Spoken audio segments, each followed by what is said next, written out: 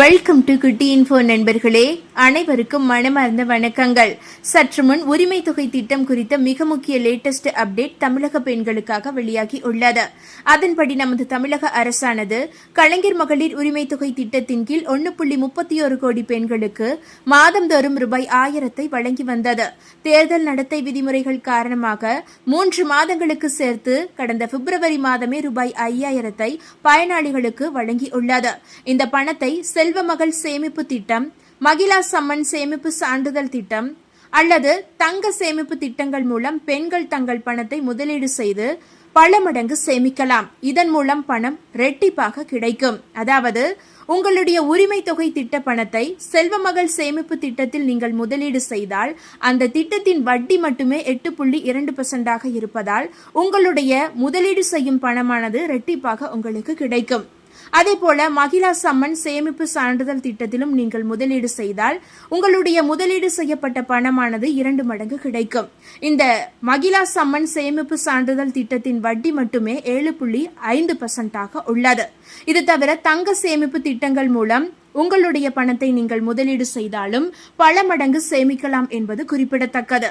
அதேபோல கலைஞர் மகளிர் உரிமை தொகை திட்டத்தில் இதற்கு முன் 1000 ரூபாய் பெற்று வந்தவர்களில் பலர் நீக்கப்பட்டு உள்ளனர் என்ற தகவல் வெளியாகி உள்ளது. இது மிகப்பெரிய அதிர்ச்சியை ஏற்படுத்தி உள்ளது என்றே சொல்லலாம்.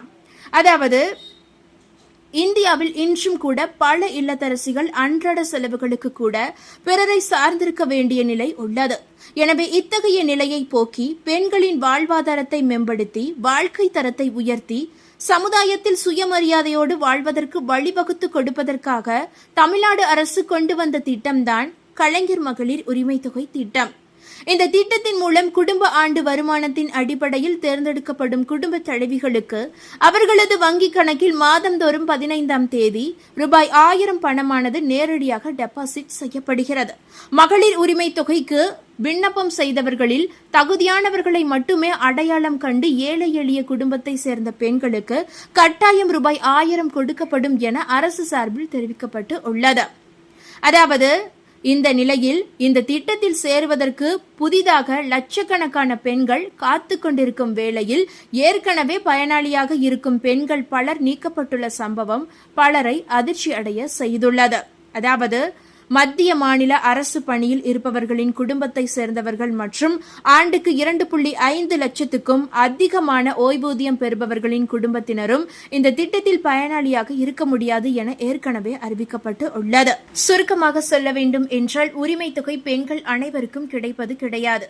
அதாவது குடும்ப அட்டை விவரங்கள் தவறாக இருப்பது, ஆதார் வங்கி கணக்கு இணைப்பில் பிழை இருப்பது, வருமானம் குறைவாக இருந்தாலும் கூட விதிமுறைக்கு உட்படாதது, சரியான ஆவணங்களை சமர்ப்பிக்காதது, ஏற்கப்படாத பொது அல்லது தனியார் நிதி உதவிகளை பெறுவது, வருமான வரி செலுத்துபவர்கள், அரசு அல்லது பொதுத்துறை பணியாளர்கள், அதிக மின்சார பயன்பாடு அல்லது பெரிய சொத்து கொண்டவர்கள் போன்ற காரணங்களால் தான் இந்த மனுக்கள் நிராகரிக்கப்படுகிறது. இந்த விதிமுறைகளால் வடிகட்டப்பட்டவர்கள் புதிதாக மீண்டும் விண்ணப்பிக்கக்கூடிய வாய்ப்பையும் அரசு வழங்கி உள்ளது. அதாவது கடந்த ஜூலை 15, 2025 தொடங்கி கடந்த நவம்பர் 2025 வரை பல மாவட்டங்களில் குறைகள் மற்றும் அரசின் பல திட்டங்களுக்கான விண்ணப்ப சேவைகள் வழங்கப்பட்டன. இதில் மகளிர் உரிமை தொகை தொடர்பான விண்ணப்பங்கள் மற்றும் திருத்தங்களுக்கு வாய்ப்புகள் வழங்கப்பட்டு இருந்தது. இந்நிலையில் நிராகரிக்கப்பட்டவர்கள் தங்கள் தவறுகளை திருத்தி மீண்டும் நகர்தோறும் நடைபெற்ற உங்களுடன் ஸ்டாலின் முகாமில் மனு அளித்து தங்கள் உரிமை தொகையை பெற்றனர். இதிலும் பல பெண்கள் விடுபட்டுள்ளது குறிப்பிடத்தக்கது. இதற்கு அரசை குறை சொல்வது தவிர்க்க வேண்டும். ஏனென்றால் மகளிர் உரிமை தொகை பெறுவதற்கான விதிமுறைகளில் ஒன்று தவறினாலும் தொகை வருவது நிராகரிக்கப்படும். உதாரணமாக ஒரு வீட்டில் திருமணமாகியும் ரேஷன் கார்டில் பெயர் நீக்கப்படாமல் இருக்கும் வாரிசுகள், குறிப்பாக மகள்கள், அதேபோல இன்கம் டாக்ஸ் கட்டும் நிலையில் இருந்தால் நிச்சயமாக அந்த வீட்டு தலைவி உரிமை தொகைக்கு தகுதி பெற மாட்டார்கள் என்பதை மக்கள் புரிந்து கொள்ள வேண்டும். இதற்கு என்ன வழி என்றால் மாதந்தோறும் நடைபெறும் மாதாந்திர பொது குறைதீர்க்கும் முகாம்தான்.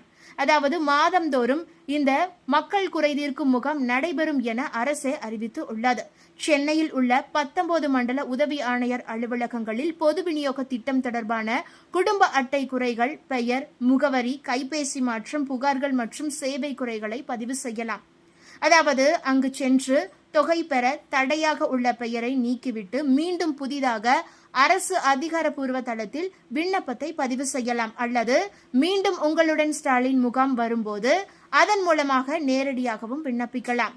விடுபட்டு போன ரூபாய் 5000 மறந்துவிட்டு இனி வரப்போகும் தொகைகளை பெற இப்போதே தவறு என்ன என்பதை கண்டறிந்து அவற்றை சரி செய்து கொள்ளுங்கள். இந்த தகவல் உங்களுக்கு பயனுள்ளதாக இருந்தால் மறக்காம இந்த வீடியோவை லைக் பண்ணி உங்களுடைய ஃப்ரெண்ட்ஸுக்கும் ஃபேமிலிக்கும் ஷேர் பண்ணி விட்டுருங்க.